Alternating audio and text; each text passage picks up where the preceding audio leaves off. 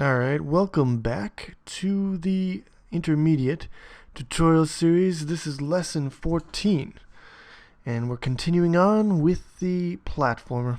Trying to get this platformer done as soon as possible. Been making decent progress lately, about one tutorial a week. I want to keep that momentum going. This one's probably going to be short, but I wanted to do something this week anyways. Don't want to get back into a rut of not making tutorials. So let's get on with it. Before we actually jump into it, I just want to bring your attention to one little point here. I enabled line numbers so you can see what line. People have been complaining about that.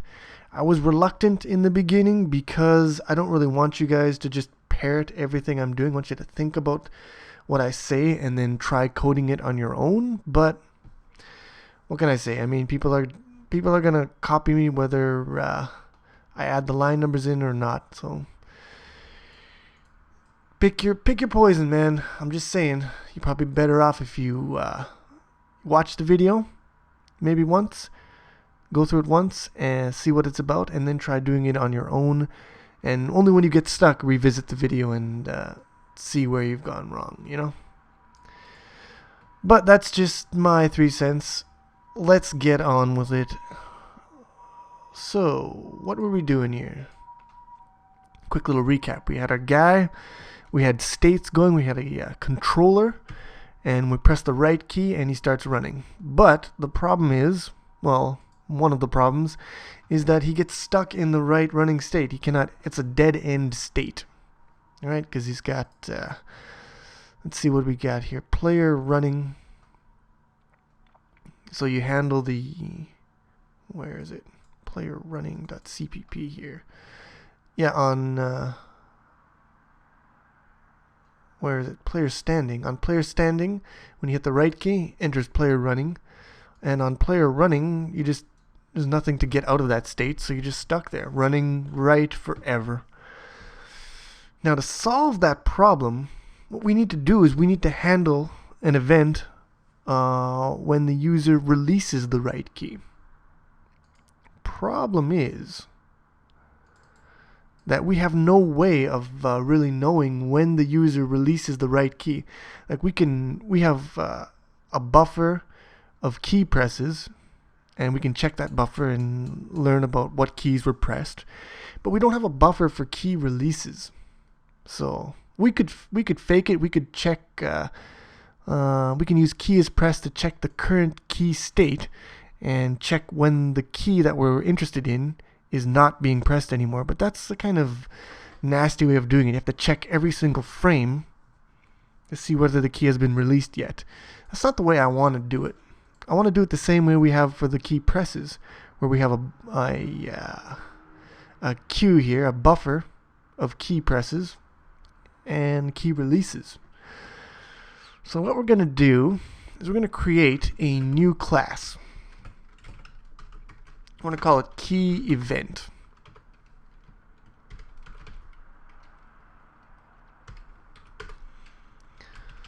Make it public. We're going to create a, what do you call it? Shit, I'm losing my words now. It is an enum. That's what it was. Enumeration. And this is going to be the kinds of key events. And there are 2 kinds. A key press. I'm always wondering like how I should make my enumeration values.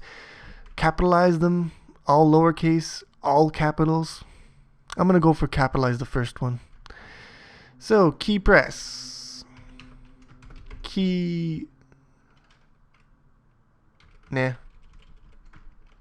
Press. Release. And what else? I need one for like just a non-event thing. Not available. Null is already taken. Invalid? We'll call it invalid. For now. I can't think of anything better at the moment.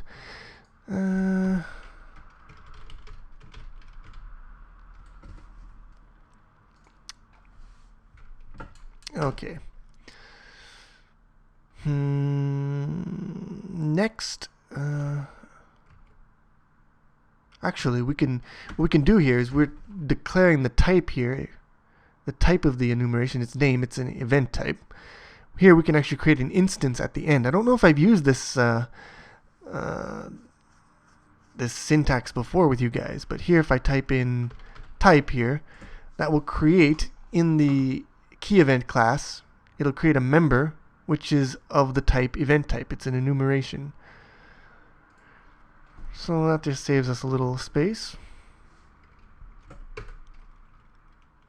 But that's a problem. I'm going to make this private. Doesn't need to be public. Does it? Yeah, it kind of does need to be public. We'll make it public. I'm thinking the outside world needs to know about this enumeration. It needs to know that it exists. And so I think we have to make it public. Private event type type. Let's try it this way. Then we go public key event. Make our constructor here. Event type type. And int. What value was our key codes? Unsigned car. That makes sense.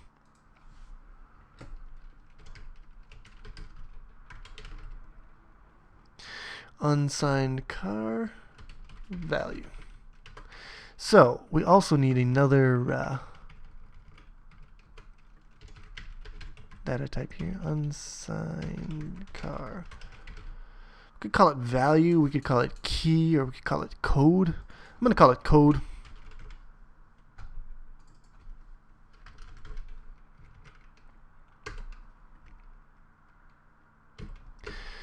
And I'm just going to declare this whole class inline because it's a lightweight class. It doesn't need its own file.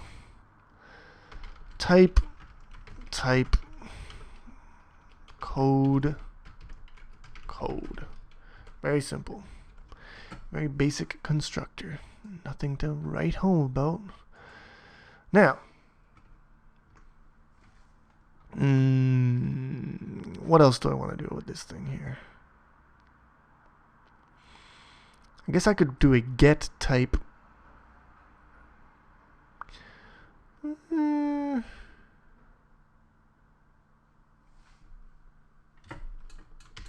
Is press. Bool is press. Constant. Return type equal to press. Press. There we go. Bool is release. Const. Return type equal to release. Bool is valid. Const. Return type is not equal to invalid. So if it's not invalid, then it must be valid. Very simple. That's why I was debating myself there a second ago whether I should make this public or not, because I'm gonna have these things here, so we don't actually have to interact with the enumeration. But for the constructor, I want to be able to specify press or release in the constructor. I could do tricks to get around that, but fuck it. So we'll make that public. And so we have is press, is release, is valid. What else? Unsigned car. Get code. Const return code. There. We have a nice little key event class here to encapsulate key events. Now, let's incorporate it into our server and client. First thing is the server. On key pressed, on key released, on car. We'll have to change some of those.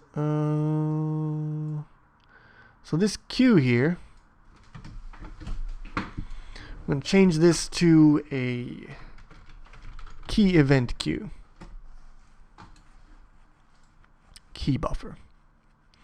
This stays the same. Buffer size is fine. In keys is fine, I guess. The only thing that changes is this one. On key pressed, on key released. That's fine too. So I think that's all that we need to do in changing the definitions here. Now on the client side, flush key buffer, flush car buffer, flush buffers, peak key, read key, peak key. I'm going to add one more thing here. Bool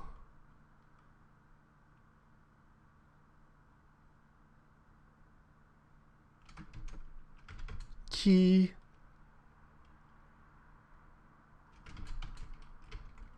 empty.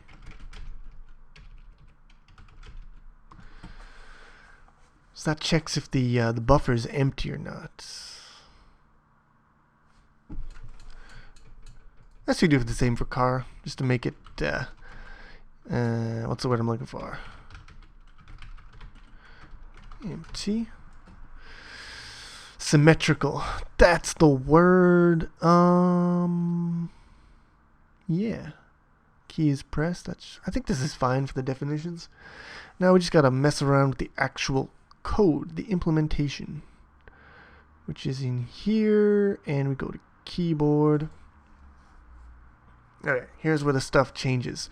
Here's where the shit hits the fan, my friends. Key is pressed. Read key. First, let's handle the server side. So on key pressed. So we want to push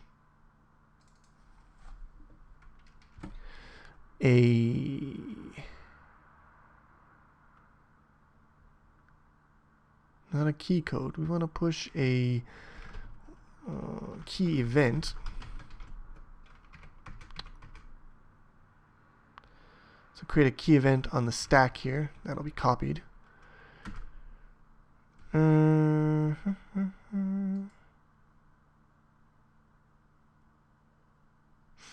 Yeah, we need a key event here. Wait. This thing is messing me up. Key event. There we go. Now we've got our list here. Type. Event type is press. Is it going to like it or is it going to hate it? It might hate that. And the code is key code. How's that? Do you hate it? You certainly do hate it. I think it has to be key event press. Yeah, because it defined it inside the class, so we need the class scope specifier, which is good because I wouldn't want this press keyword polluting my namespace because it's pretty generic, right? It could be for a lot of different things. So I'm glad that it's confined within the key event. Good, good, good, good, good. If buffer is greater than size, buffer size pop. So that means if it's too big, get rid of the oldest one in the buffer. That's fine. Okay, so that was very simple. Now we should just do the same thing here. On released. On released we got to do more stuff here. Basically we do the same stuff we just did here.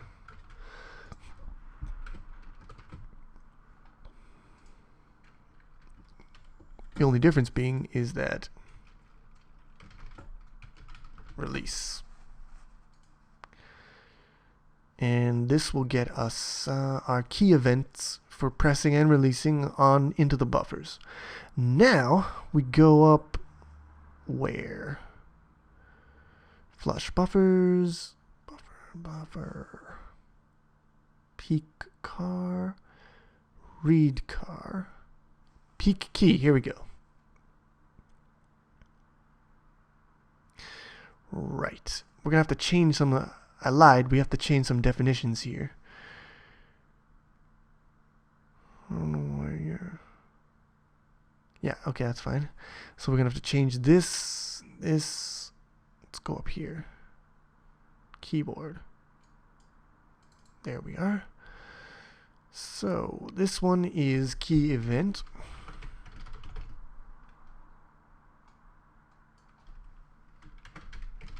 Key event. There. Now we go back. This is a good button, actually. Navigate backwards. I'm going to use that one quite a bit. I got out of use of it because I was working in beginner mode for so long. Key event. But it is a good button to use. Read key. Key event. Okay. So now, what's your problem? Size is greater than 0. Key code server. To unsigned car. Oh, right. Okay.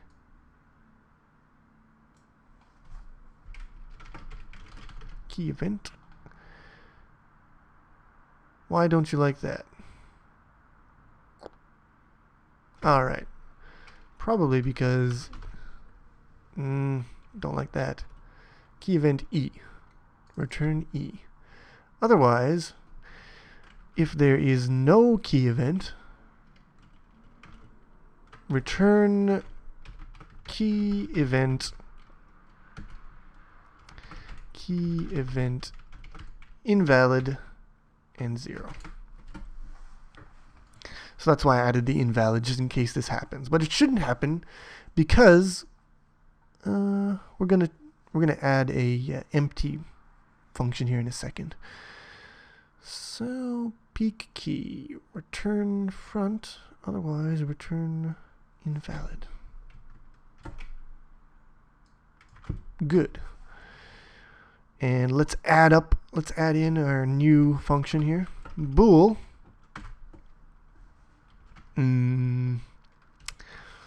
What did I call it? Empty? I think I called it empty. But I gotta add the keyboard client scope in here. Is it this? Nah, that's the wrong button. Is it this one? That's the one. We want key empty.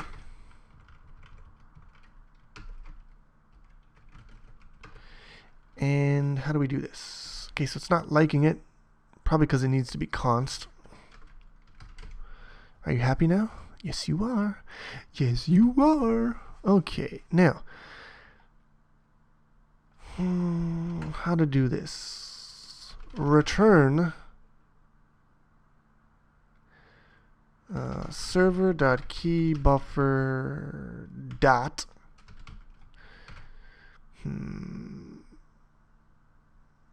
okay, this is a bool, so it's probably the thing that I want. Empty. So just expose the empty function to the outside world there. And we'll do the same thing here for our friend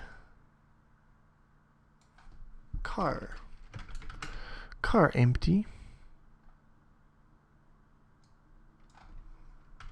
Car buffer empty. And that should do it, but probably didn't do it. Let's build, make sure we don't have anything incredibly stupid, because we probably do. Fatal error. That sounds pretty stupid. Dying is not very smart. Okay, yeah.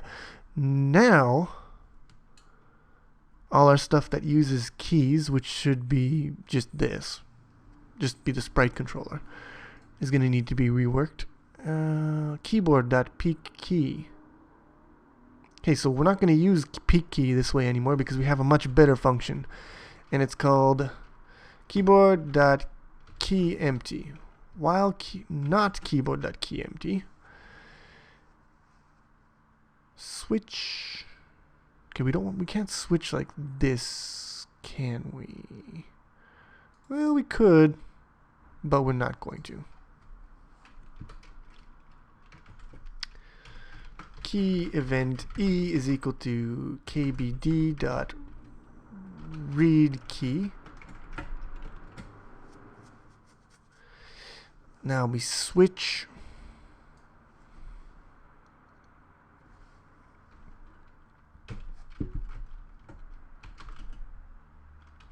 E dot get code, and that should be fine. Let's just make sure everything works the way it worked before we try adding any new functionality, because that's how we roll. So far, so good. Okay, now the fun part. Let's add the new functionality. So we need a what do you call it? A line in our graph here, in our sprite state machine. We need a transition from running back to standing. So let's go to sprite state. Let's add a new event. Virtual void on control right up.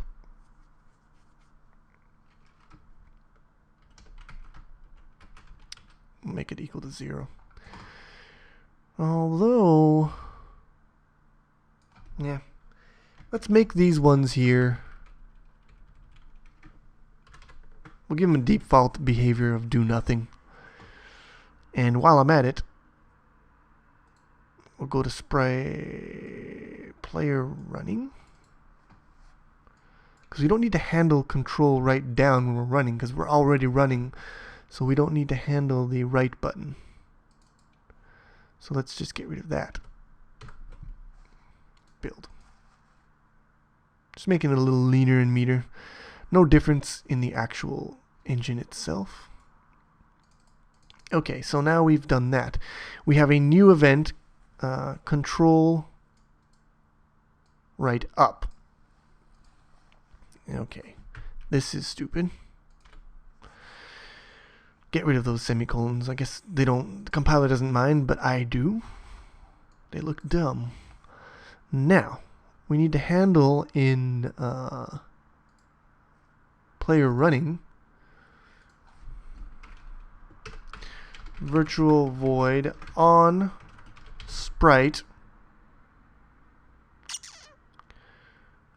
Nope, that was dumb. On control right up. Do you like it? Yes, you do. And we go to player running here. Void. Player running on control right up. Alright, here's what we're going to do. I'm going to transition back into the player standing state, which means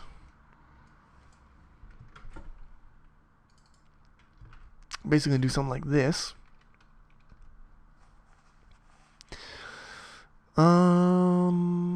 But we're going to change this to player standing. And that's it.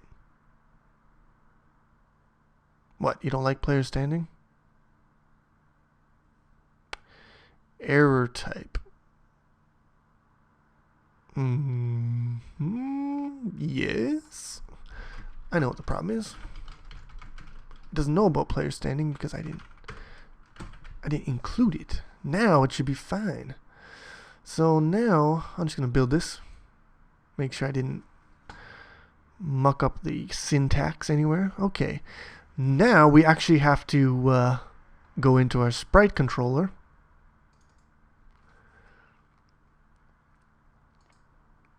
And where is it?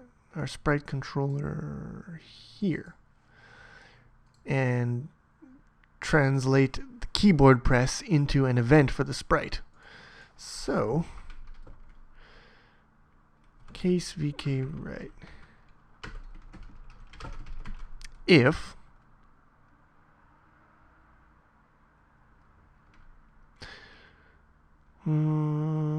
event dot is press, do this. Else, if e dot is release, do this. And this that we're going to do is on control right up.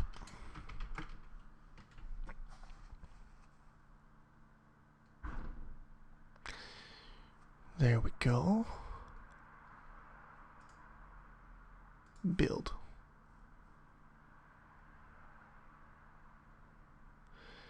And run. There we go. So I press down and it's going, release, and he stops. Go and stop. Go and stop. Go stop. Go stop. Go go. Stop. And that's that. Very simple. Nothing amazing. I mean, it's just an extension of what we did before. But I think it's a much nicer system for the keyboard now that we can get events for presses and releases all in the same interface. And the key empty function is also useful. Just making the code tidier, prettying it up a little bit. So that is stopping and going. So we've got our two states pretty much well made up. Next thing we're going to do is we are going to work on running in the other direction, because obviously running in only one direction can only get you so far in a game. So there'll be some interesting things that we're going to jump into once we get into moving right and left. But I think for now I'm just going to take a break. I'm not sure. Maybe this will be the end of this lesson, or maybe I will add the next part on to this. I haven't decided yet. But if I do not add the next part on, then see you next week. Ta-ta.